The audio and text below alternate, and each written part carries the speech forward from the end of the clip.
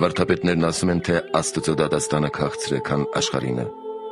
Նաև նոր օրենքի դատաստանը քաղցր է և դյուրին, քան հին օրենքինը։ Իսկ աշխարհիկ դատաստանի ժամանակ մարդը որքան առավել է ծածկում իր մեղքերը, առավել արդարանում է, և նա, որ հայտնում է իր մեղքերը, առավել է դատապարտվում, ինչպես այն գողերն ու ավազակները, որոնք խոստովանում են իրենց մեղքերը, չարաչար մեռնում են։ Եվ այսպիսի խոստովանությունը ծանր է ու դառն։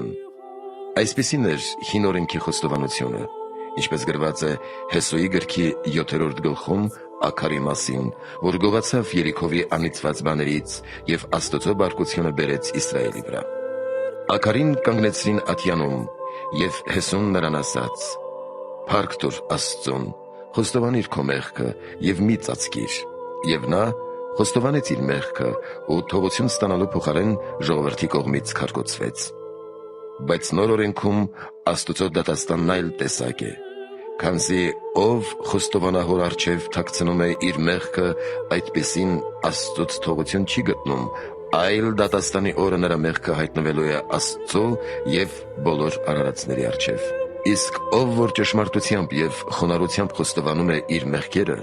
Աստված թողություն է տալիս և ծածկում նրա մեղքերը։ Եվ այսպիսի խոստովանությունը երանելի է, ինչպես ասվում է. «Իսկ եթե խոստովանենք մեր մեղքերը, հավատարիմ է նա և արդար»։